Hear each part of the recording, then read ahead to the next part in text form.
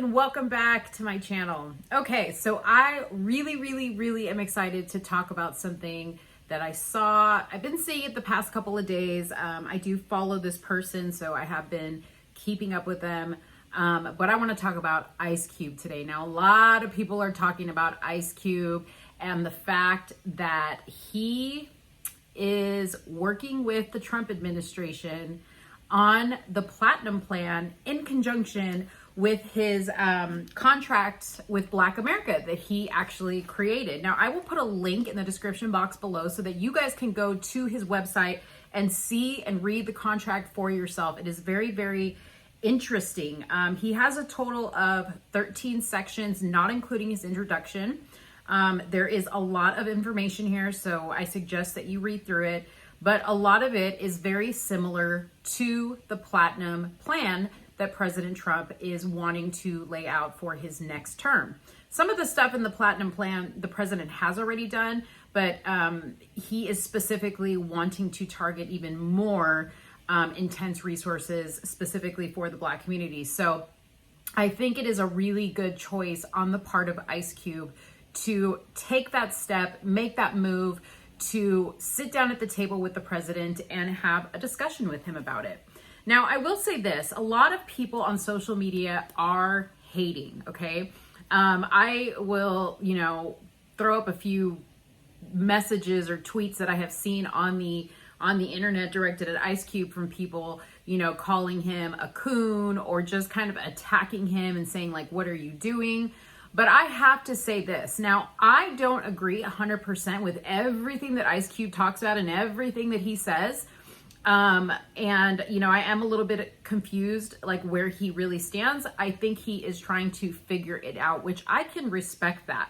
We have all gone through our own growth process. I wasn't always a Republican. I wasn't always a conservative. I mean, I think at heart I was always a conservative, but I also did struggle with where my beliefs stood.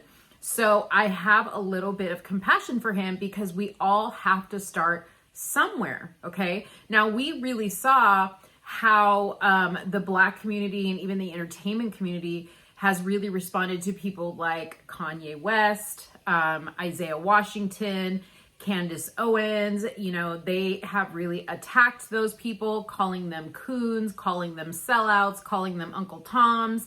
And it's really sad to see because, oftentimes I see messages from, female and male people who are prominent in the internet community talking about how, we need to respect our Black women, we need to uphold our Black men, we need to support them more. But then when you see a Black man trying to do something to better himself, and then hopefully better his community, he gets attacked if it doesn't fit with the narrative that has been circled around that particular group of people for many years, okay? So what I see here is icecube starting to ask questions. Now, he recently went live on his YouTube channel and, made a video, and he basically said this. He said, I'm gonna throw a little bit of a clip up here so you can see it, but in short, he basically said, look, I'm not supporting either party. I don't support Biden. I don't support Trump. But I will say this, whoever is willing to actually take action and do something to help the Black community, I'm all for that. And I'm going to support that person or they're going to get my vote. Okay. And I really like that attitude that he has about it because I think it's really important to understand that when you are looking at political leaders, when you are looking at people you do business with, you don't always have to like them personally, okay? What you do need to do is look at their track record and look at the actions that they take in comparison to the words that they say. So if you're dealing with somebody that talks a really great game but never actually delivers on that, that's not somebody you want to continue doing business with. Okay. And that might be somebody you really like, you probably maybe hang out with them, play a little golf, maybe, your families mingle, whatever the case may be. And then you might have another person who you don't really have any type of like personal relationship with, but that particular person is a killer, you know, he's a shark. He goes after it. He makes you money. He saves you money. He gets the deals done, okay? You may not like the guy or the gal, okay? But they get the job done. So that's how I really feel people really need to look at their president and stop looking at their president as somebody that they would be friends with, because we all know where we ended up with doing that in the past. President Obama was a very likable guy. I even voted for him myself back before I became conservative and a registered Republican. I voted for Obama because he was such a charismatic, you know, charming man.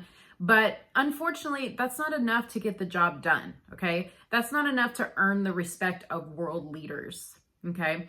So, you know, we can kind of look back and see where allowing our feelings, our personal feelings about people to guide us, you know, that they're nice, that they're charismatic, that they're funny, you know, that they hang out with entertainers and sports stars, and, you know, they're doing all the talk shows. Oh, that's nice. But are you getting the job done? Okay. So I like that icecube is questioning that, and I like that he's bringing that to the table and he's vocalizing, you know, I think that that's a start. He's vocalizing how he feels. He's admitting that he has a lot of questions that he still needs answers to, and he intends to get those answers. Now, I want to go back really quick to his contract with Black America that he has written up. And I want to read a very interesting section of this contract, which I was really, really glad to see that it was in here. It is the very last section, section 13, and it is entitled Black Responsibility. So I'm going to read that to you so that we can go through this together. Black responsibility. Chronic poverty creates an atmosphere of full of negativity, frustration, hopelessness, depression, alcoholism, drug abuse, crime, and violence. There are some conditions that plague the Black community, which is dealing with extreme generational poverty. As we begin to gain social and economic equality, it is our duty to clean up ourselves and our community. This contract is a two-way street. We gain social and economic equality. We must begin to dissolve any bitterness in our hearts for past wrongs. We must become better citizens who are more productive on all levels of American society. We really must step up after we pass the contract with Black America with no more excuses left in the kitty. Our entertainers should be persuaded to deliver more positive content that leads our youth to make better choices in life. A new pride must develop with these new opportunities, and we must fight against negativity, frustration, hopelessness, depression, alcoholism, drug abuse, crime, and violence. I really, really love this section, okay?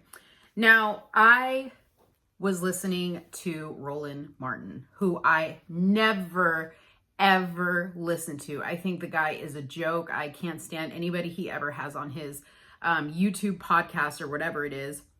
But he had this group of people that I don't even know who they were, okay, but they were basically attacking icecube, saying he is not the person to deliver this message, that he is ill-equipped, you know, to be the spokesperson for the Black community.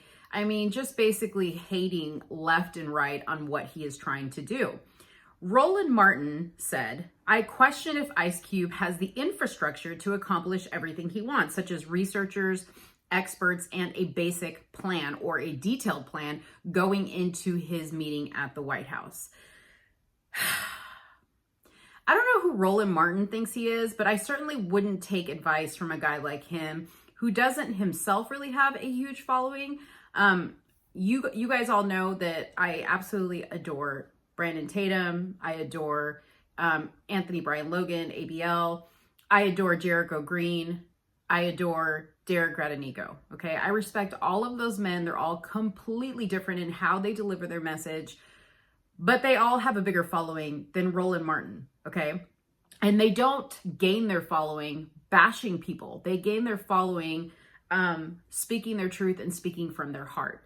And the reason why I mention that is because I don't think that it's fair to put that type of pressure on somebody who has decided, hey, I might not be the most educated, the smartest guy in the room. Okay. He's definitely got a lot of street smarts. Okay. But educational wise, I don't know, how much education he has on making these types of deals or having these types of conversations. I don't know. He very well could have plenty. I just don't know. I know that he is a businessman. Okay.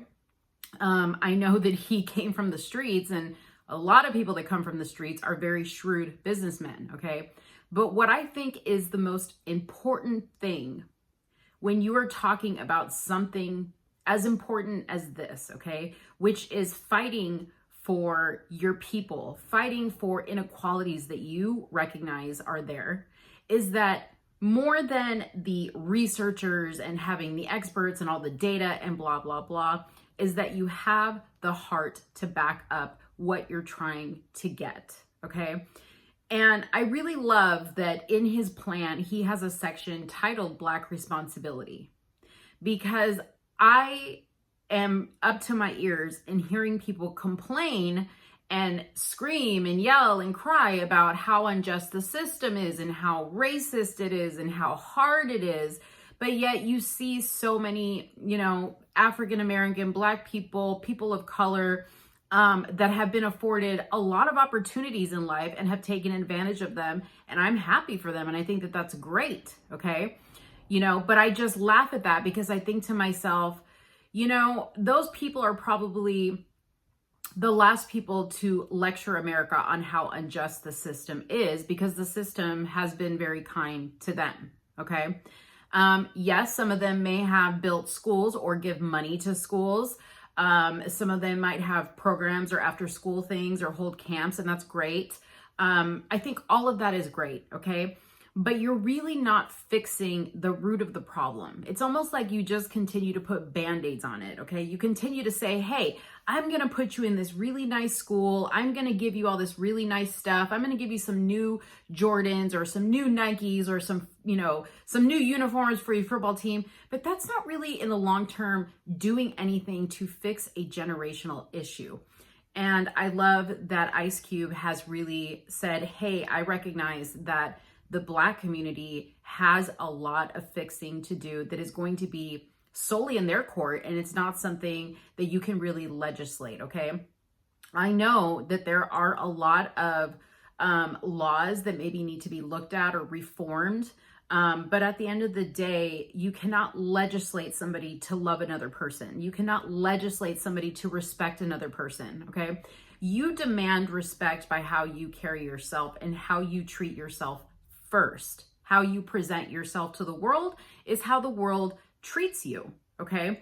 So I love, love, love that part of his contract. Okay. That he says, hey, once we make this deal, once we agree to this contract, now we need to put the work in. We need to let go of this, 400 years ago, my grandmother was, beaten, dragged here on a slave ship, shackled, all this other stuff. We need to let go of that, and we need to start moving forward. And that is something fresh that I really haven't heard from somebody in his arena before. Okay. I mean, I've heard it from the Ben Carsons. I've heard it from the Larry Elders, those people. But those people are, just scholars when it comes to history and when it comes to, what the Black struggle is. I mean, people may not think that, but Larry Elder went to school in Compton. I believe he went to school with icecube, as a matter of fact. So I think it's going to be really, really interesting. And I really hope that when he does meet with Trump, that he just doesn't worry about sounding perfect and presenting everything perfect, but just coming with the heart, an open heart to listen and to exchange information. And I truly, truly believe that Trump will be very open to hearing what he has to say, not only hearing what he has to say, but implementing changes where they need to be implemented. In fact, I've already heard that Trump has taken a few notes on a conversation he's already had with icecube, and he's already made some adjustments to the plan. Now, one thing I do want to mention is icecube didn't go to Trump first. He actually went to the Democrats first. He went to Biden's campaign, and they basically shoved him off and told him, we will talk about your Black contract with America after the election. So that speaks volumes. They missed a huge opportunity to really show that they are for the Black community. They are for improving relationships and reforms and all this other stuff that will directly impact the Black community. They missed a huge opportunity, and that should speak volumes to people. So if you haven't already voted, or you're still thinking about, who you're going to vote for, or you think to yourself, well, I hear nothing but bad things about Trump. Ask yourself this: is what you're hearing about Trump really what Trump is about? Okay. And try your best to remove your personal feelings about him, how he does his hair, how many marriages he's had, are all the news headlines true about him, and just look at his results. Okay. I want to know what you guys think. Please definitely check out the link below. Read through the contract with Black America. Let me know what you guys think. Do you support icecube? Are you interested to see where this goes? Or do you think he's going to end up down the same road as Kanye, where people start to call him crazy? They start to say that he's got mental issues. I'm really interested to hear what you guys think. Don't forget to give this video a thumbs up. Don't forget to share this video, and don't forget to subscribe to my channel. I will be back very soon with another one. Thanks, guys. Bye-bye.